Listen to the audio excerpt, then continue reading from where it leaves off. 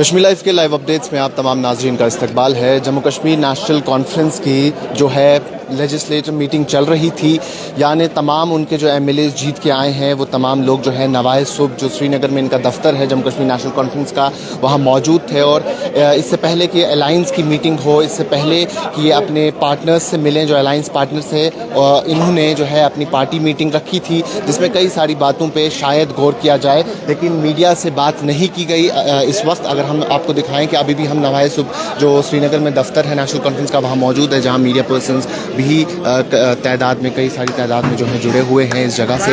लेकिन कई सारी चीज़ें हैं जो आज जिनका फ़ैसला होना बाकी था और शायद उन चीज़ों का ख्याल रखा गया हो, उन चीज़ों का जो है फ़ैसला लिया गया होगा इस मीटिंग में। और उसमें से कुछ इंपॉर्टेंट चीज़ें ये भी थी कि लीडर कौन रहेगा, क्योंकि जम्मू कश्मीर नेशनल कॉन्फ्रेंस के पास 42 का जो आंकड़ा उन्होंने हासिल किया है, काफ़ी बड़ा आंकड़ा है। काफ़ी बड़े नंबर्स में जो है जम्मू कश्मीर नेशनल कॉन्फ्रेंस के एमएलए बन के सामने आए हैं, तो इसी वजह से जो है ये पार्टी मीटिंग इम्पॉर्टेंट बनती है। और इसके बाद ऐसा बताया जा रहा है कि जो पीसीसी चीफ है, जम्मू कश्मीर प्रदेश कांग्रेस कमेटी के चीफ तारिक हमीद कर्रा हैं, वो दिल्ली से आज या कल वापस आएंगे और जिसके बाद जो है वो नेशनल कॉन्फ्रेंस के लीडर्स से मिलेंगे। कल भी हमने देखा कि कई सारे जो जम्मू कश्मीर नेशनल कॉन्फ्रेंस के लीडर्स हैं उनके घरों में सेलिब्रेशन हुई, नवाए सुबह में सेलिब्रेशंस रही। फारूक अब्दुल्ला की गुफ्तार रेजिडेंस पे जो है सेलिब्रेशंस पूरे दिन को देखने को मिली। तो जैसा कि मैंने कहा कि नवाए सुबह में मीटिंग चल रही थी और मीटिंग का मकसद सिर्फ़ और सिर्फ ये था कि डिसाइड किया जाए कि लीडर कौन रहेगा, क्योंकि मैं आपको बता दूं कि अब जम्मू कश्मीर एक यूनियन टेरिटरी है और यूनियन टेरिटरी में महज 10% जितने इलेक्टेड मेंबर्स होते हैं उसका 10% जो है वो इम्पॉर्टेंट बन जाता है। तो अभी डॉक्टर फारूक अब्दुल्ला जो है जम्मू कश्मीर नेशनल कॉन्फ्रेंस के चीफ जो है, पार्टी प्रेसिडेंट जो है, वो बाहर आ गए हैं और लेकिन मीडिया से जो है बात नहीं हो पाई। तो देखते हैं क्या आप मीडिया से बात करेंगे।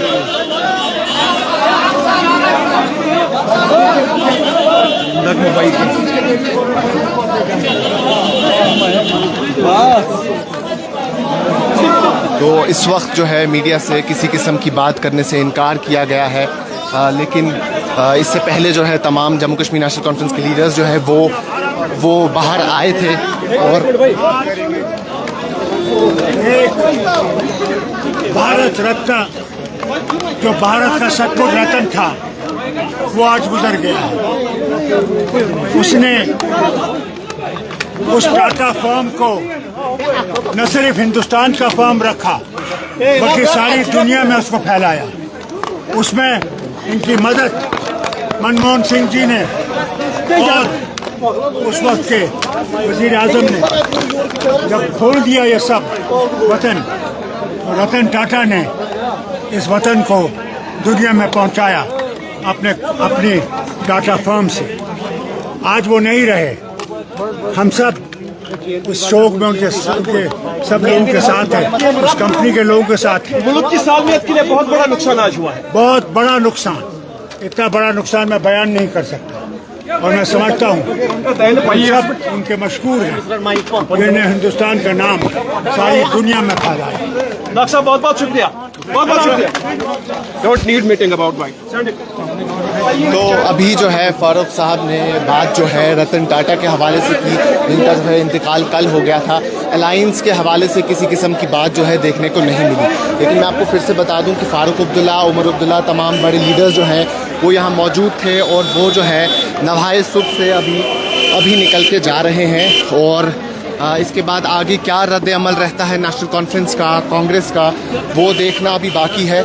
लेकिन इस वक्त जो है नेशनल कॉन्फ्रेंस ने अपनी रेजिडेंस पे जो उनका नवाए सुबह का दफ्तर है वहाँ मीटिंग जो है वो कंक्लूड हो गई। उसके बाद तमाम लीडर्स जो हैं वो बाहर आए, जहाँ इन्होंने जो है पार्टी के तमाम जो लेजिस्लेटर्स हैं जो जीत के सामने आए हैं वो तमाम जो है ग्रुप फ़ोटो के लिए रुके, लेकिन मीडिया से किसी किस्म की बात नहीं हुई। लेकिन इससे पहले जो है मीडिया से कई सारे लीडर्स ने जब वो आए थे तो उन्होंने बात की थी। उन्होंने यही कहा था कि चीफ मिनिस्टर कैंडिडेट जो हैं, चीफ मिनिस्टर फेस जो हैं वो उमर अब्दुल्ला है और उमर अब्दुल्ला जो है इस वक्त की ज़रूरत है उनकी, वो जिस शख्सियत उमर अब्दुल्ला जैसी शख्सियत जो है इस वक्त की ज़रूरत है और जो मौजूदा हालात है उसमें उमर अब्दुल्ला की आवाज़ जो है वो जो है सबसे ज़्यादा इम्पॉर्टेंट बनती है। तो कहीं ना कहीं एक अंदेशा है। और इससे पहले भी फारूक अब्दुल्ला ने मीडिया को कहते हुए कहा कि उमर अब्दुल्ला जो है अगले चीफ मिनिस्टर बनेंगे जम्मू कश्मीर के।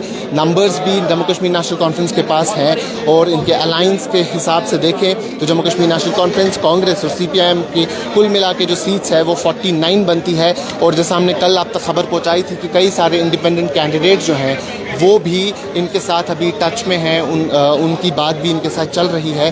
तो इनके पास जम्मू कश्मीर नेशनल कॉन्फ्रेंस या अलाइंस की अगर हम बात करें तो एक अच्छी पोजीशन में इस वक्त ये देखने को मिल रही है। और सरकार, जैसा कि तमाम पॉलिटिकल पंडित्स ने, तमाम न्यूज़ एनालिसिस वालों ने ये चीज़ बताई थी कि शायद जम्मू कश्मीर एक हंग असेंबली देखेगी, लेकिन वैसा कुछ देखने को नहीं मिल रहा है। नंबर्स जो हैं क्लियर हैं और जम्मू कश्मीर नेशनल कॉन्फ्रेंस और कांग्रेस की सरकार जो है वो शायद कुछ दिन में बन जाएगी। लेकिन इस वक्त जो यहाँ मीटिंग चल रही थी वो नेशनल कॉन्फ्रेंस की मीटिंग थी। इसमें अलाइंस का कोई रोल नहीं था, यानी कांग्रेस और CPIM यहाँ मौजूद नहीं थी। जैसा मैंने आपको कहा कि CPIM और कांग्रेस जो है उनके साथ भी इनकी मीटिंग होगी और उसके बाद ही जो है ये 3 रुकन जैसा खबरों में आया है, यहाँ 3 मेंबर कमेटी जो है वो बना के LG के पास जाएंगे, जहाँ ये उन्हें अपनी क्लियर मेजॉरिटी जो है शो करेंगे। और उसके बाद जो है एक डेट मुकर्रर की जाएगी जिस डेट पे हल्फ बर्दारी होगी।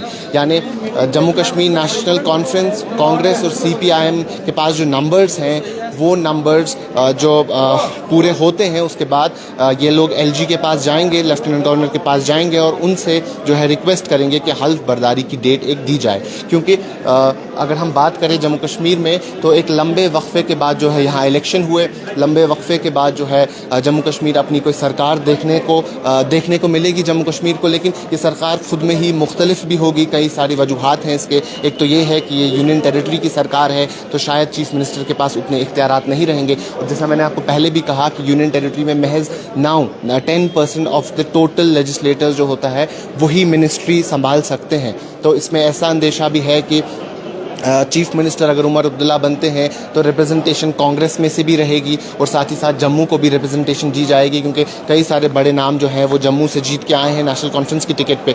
तो शायद उनको भी मिनिस्ट्री में शामिल किया जाएगा, उनको भी मिनिस्ट्री का हिस्सा दिया जाएगा। तो ये भी एक अच्छी चीज़ है जो इसमें देखने को मिलती है, जो डेवलपमेंट हो रही है। और अगर हम बात करें नौशहरा की, जहाँ से सुरेंद्र चौधरी जो हैं उन्होंने रविंद्र रैना को हराया था, तो वो एक प्रोमिनेंट कैंडिडेट बनते हैं, दावेदार बनते हैं जो जम्मू प्रोविंस से शायद मिनिस्ट्री संभालेंगे।